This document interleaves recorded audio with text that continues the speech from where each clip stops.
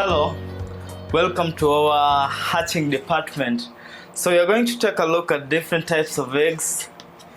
First of all, here I am going to show you we have 4 different types of eggs here. This one, a very tiny egg, it's called the fat egg. Normally this one has no yolk inside, it only has the shell. It cannot be hatched, it cannot be eaten, it has nothing inside. And this is the pellet egg. This always laid by the first time layers, the young pellets. Just when they enter their laying period, they may give you this type of egg, or some may just lay the normal eggs. So this egg, the pellet egg, is very nutritious. It can be fed on but cannot be hatched. Then our third type of egg, we have the normal sized egg. This is very ideal for hatching. You can give them to your chicken. You can give them for natural incubation. You can put them in your incubators and they will hatch.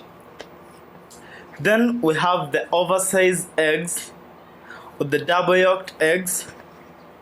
These ones mostly have 2 yolks inside of them and they do not hatch. Please never try incubating them. So we're also going to talk about how to handle the eggs from the period they're laid to the time you're incubating them, whether putting them in your incubator or giving them to your chicken so that they sit on them and hatch the chicks. First of all, what you need to know, it's very important to have clean eggs.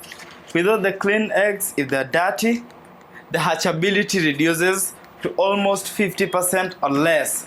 So ensure the material you're using in your laying box is very good, can give you clean eggs, and it's easy to collect the eggs.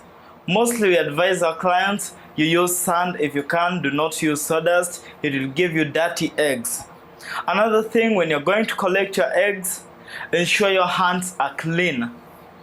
Wash your hands before you collect the eggs, because if your hands are dirty, your hands are oily, you'll touch the egg and that means you'll block the pores. Hence, the hatchability of your eggs will reduce. Another thing you also need to do to look at when doing handling eggs, you need to have a look at the storage. When keeping your eggs or putting your eggs in the trays, always look for the sharp ends to face down.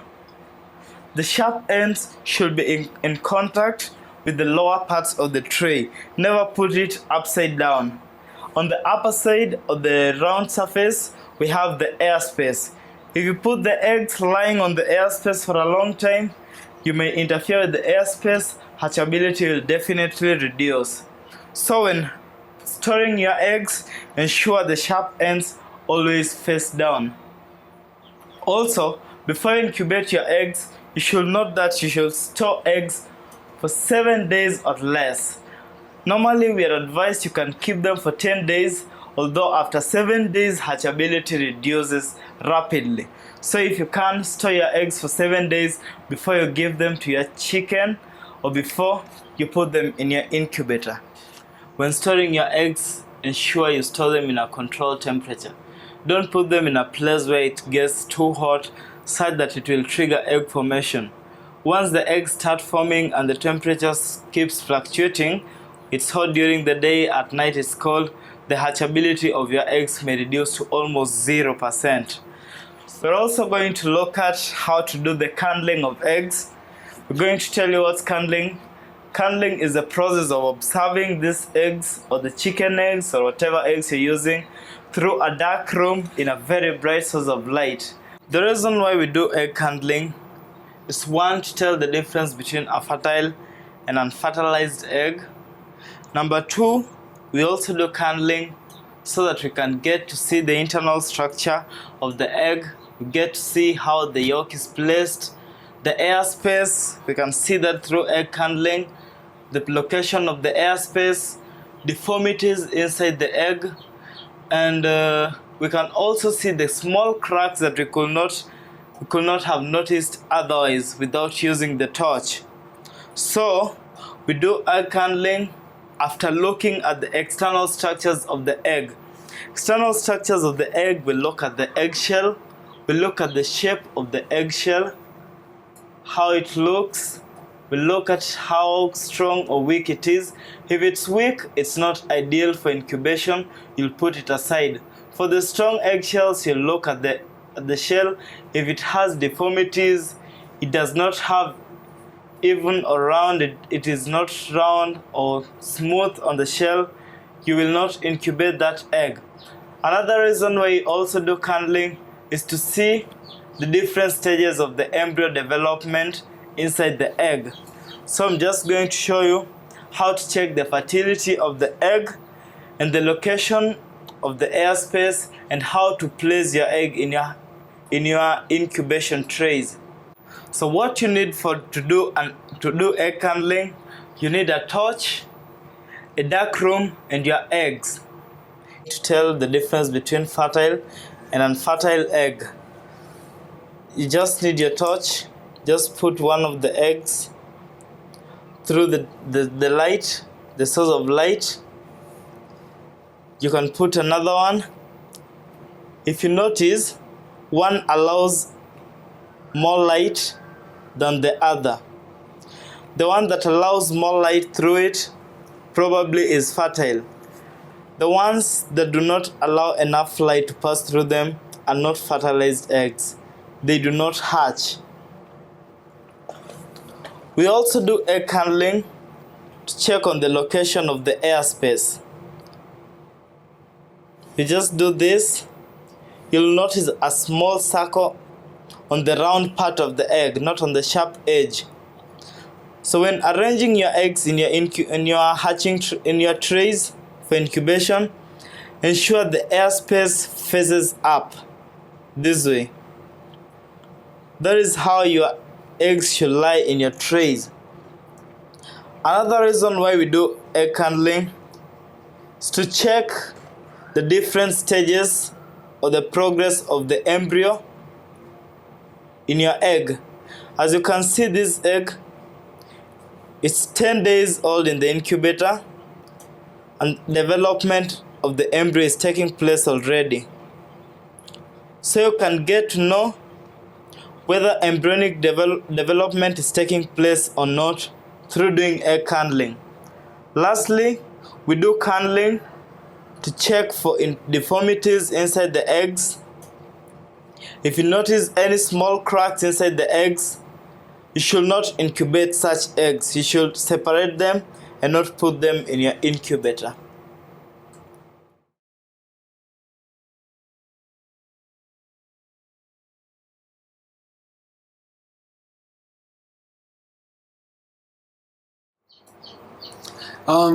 We are in our hatchery today, and we're going to talk a bit about hatching, about incubators. This is where we keep our incubators.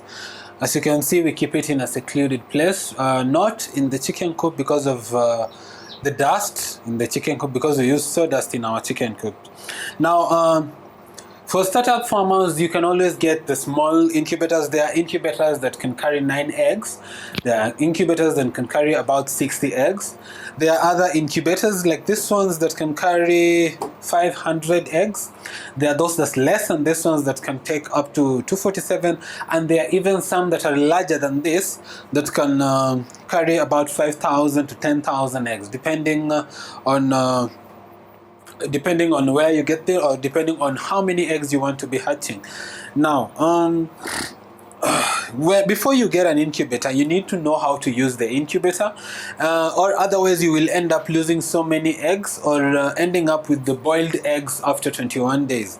Now, the first thing you need to know about an incubator is that there are some manual incubators and some incubators are automatic. For a manual incubator, you have to do the egg turning yourself. Because the eggs need to be turned once in a while in the incubator during the incubation period. It doesn't need to be still. So in a situation where you're using a manual incubator, remember you always have to turn the eggs. This will happen around after every 6 hours. And you also have to keep checking the temperature and the humidity to make sure they're right. If they're not right, you have to set them. Other incubators come as automatic incubators. Automatic incubators are fully automatic. The egg turning, they automatically turn the eggs during the incubation period. And once the temperature and the humidity has been set, it will run automatically up to the 21st day. Now, what you need to know about the incubators, once you receive your incubators, first of all, you need to know where you are placing your incubators. You don't place the incubator too close. There's usually a fan. Most of the automatic incubators, or even the manual, the larger incubators, have a fan behind the incubator for the regulation. When the temperature is too high, the fan will open so that the temperature will reduce, and when the temperature is too low, it will stop functioning. So you do not need to put the behind part of your incubator too close to the wall. Make sure that your incubator is also not surrounded by, not where there is direct wind flowing into where the incubators are at. Most of the time, we advise our customers, do not put your incubator directly on a window that will keep making the temperatures not stable in the incubator. So once you receive your incubator, the first thing you have to do with your incubator is you have to clean your incubator. How do you clean your incubator? You can buy a disinfectant. You can buy BioSafe disinfectant fluid. You can use this to disinfect your incubator. Put it in water, mix 5 millimeters in 10 liters of water, and spray it inside your incubator. You need to make sure you do that before you start the incubation period. Then after disinfecting the incubator, make sure you wipe, take a smooth cloth, a soft cloth, wipe the incubator so that in case there's any dust in the incubator or anything, you need to clean that out and make sure the incubator is ready for use. As I've said earlier on, after doing that, just make sure that anywhere you have placed the incubator, it is where you have a constant temperature and where the temperature does not have to inflate. So there is specific temperatures for incubator. As you can see, the normal one, as because we need, as if the eggs need to hatch after 21 days, you need to set the temperature between 37.6 to 38, but mostly we advise our customers to place the temperature at 37.8.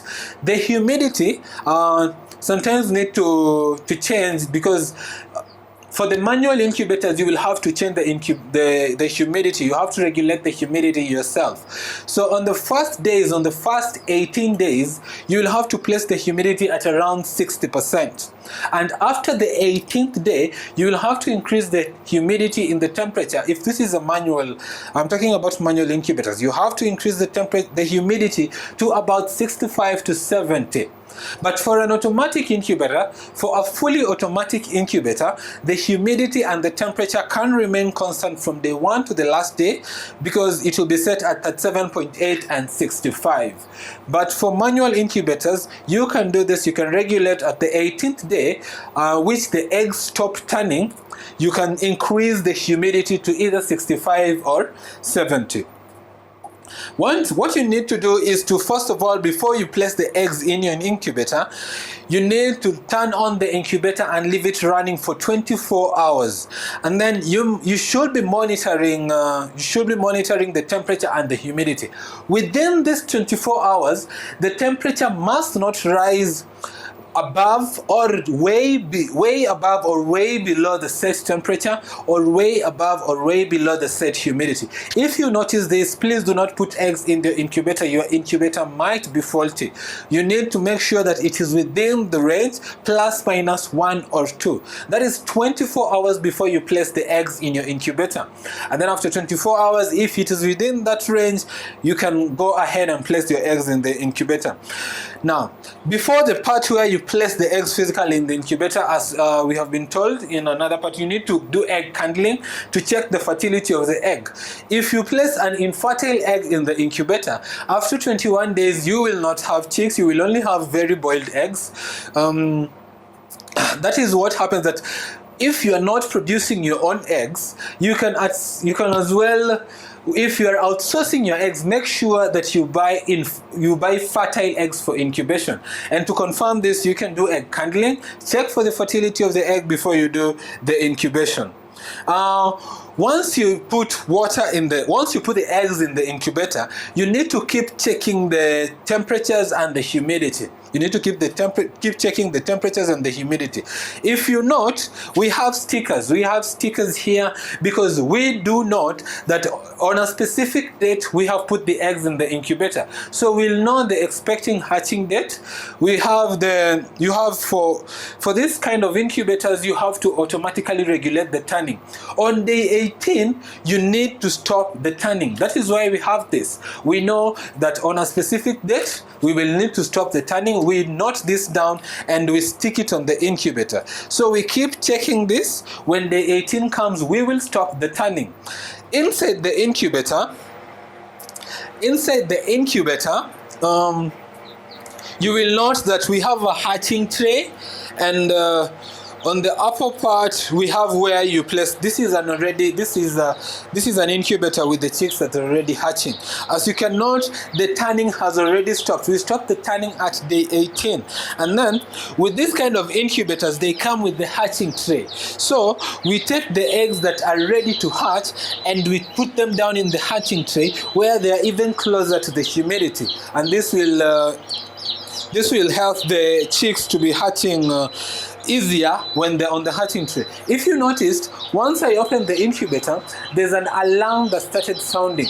Whenever you hear that alarm, you must know that there's a problem in your incubator. That alarm is to warn you that either the temperature has gone too low or the temperature is too high, or the humidity has gone too low or the humidity is very high. I will try to minimize the opening of the incubator because it is currently in the process of working. Now, you have to, in our case, you have an option of fixing, and we have a water tank below the hatching tray. The water tank is used for storing water that when it is heated, it releases humidity into the incubator. Now, you need to make sure that if you do not have an automatic refiller, you have an option of adding an automatic refiller, because the incubators come with some air vents on the side. You can fix an automatic refiller so that you do not have to keep opening the incubator and disrupting the temperature and the humidity.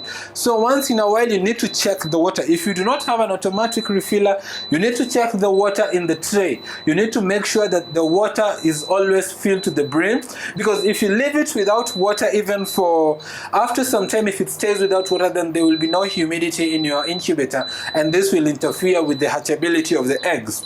Now, once the eggs start hatching, once the chicks start hatching, you need to let them dry in the incubator for at least 6 hours. Don't see a chick breaking the egg and then you pick it out already. You need to leave it there for at least 6 hours, then let it dry. Chicks can stay in the incubator up to 3 days without food. So don't be worried that they might die of hunger or thirst. They can stay in the incubator up to 3 days. So when they start hatching, leave them in there up to 6 hours for them to dry. Take them out carefully and put them in your brooder system. Make sure there's enough heat in your brooder for them also to be able to be strong there. And we always advise our clients, once you get them out of here, make sure you give them glucose, which will make them strong, the normal glucose that you use, which will give them strong and energy. And you can also buy this glucose from your nearest agrovet. Now, before you use the incubator again, for your next hatching, you need to clean it. remove the eggshells, remove the eggs that have not hatched and get rid of them. You need to disinfect it again and leave it for 24 hours running while you monitor. You need to repeat the whole process. After doing the disinfection, after cleaning, and make sure that everything is in place, the temperature is all right, not fluctuating too much, not going too high, the humidity is ±1 all the time, then that is when after 24 hours you need to start the next hatching season.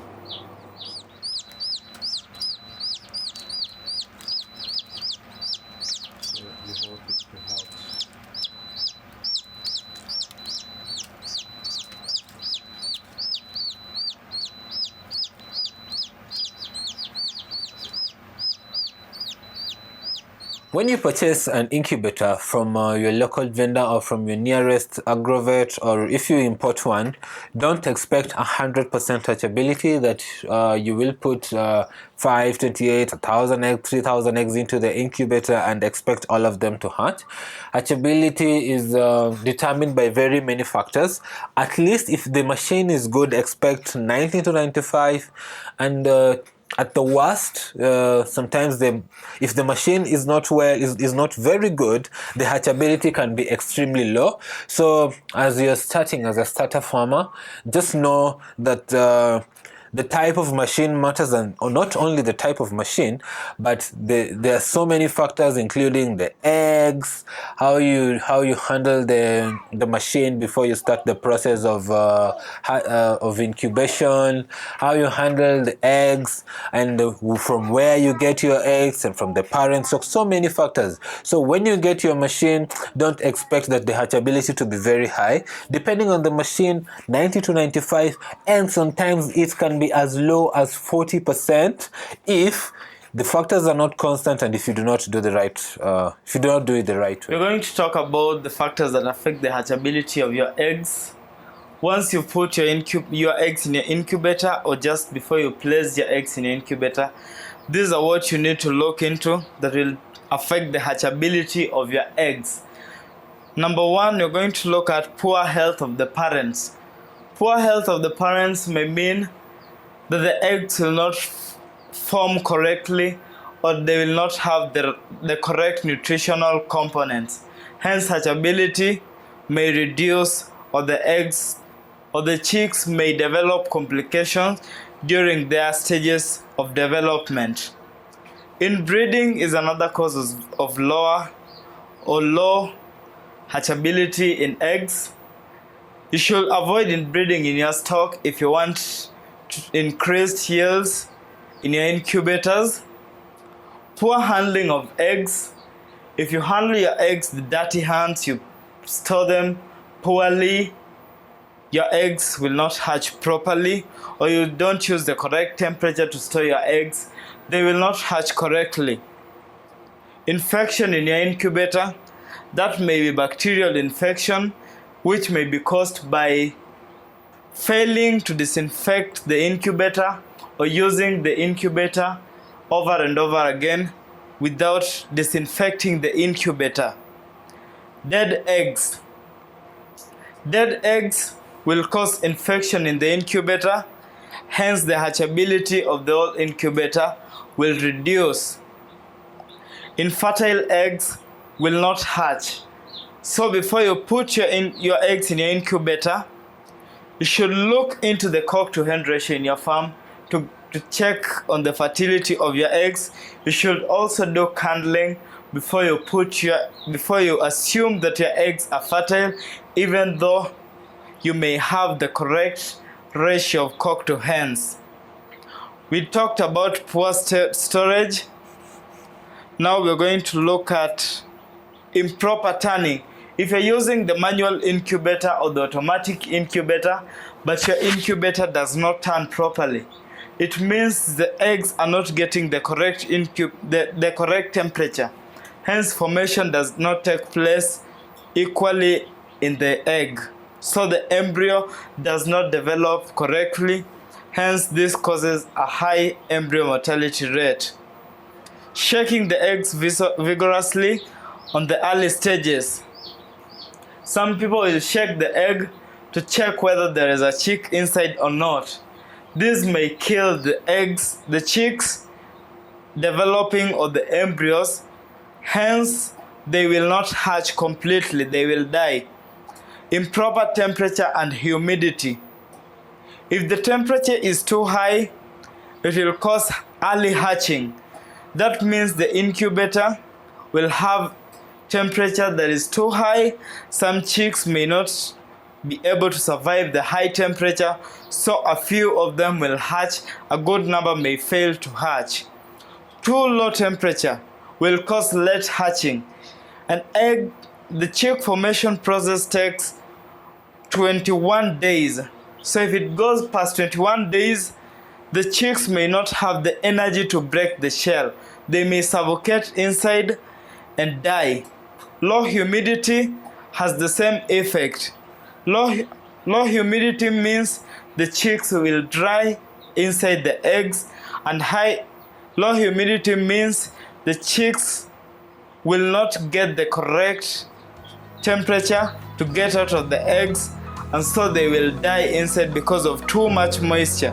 High humidity means the chicks will die because it will be too humid.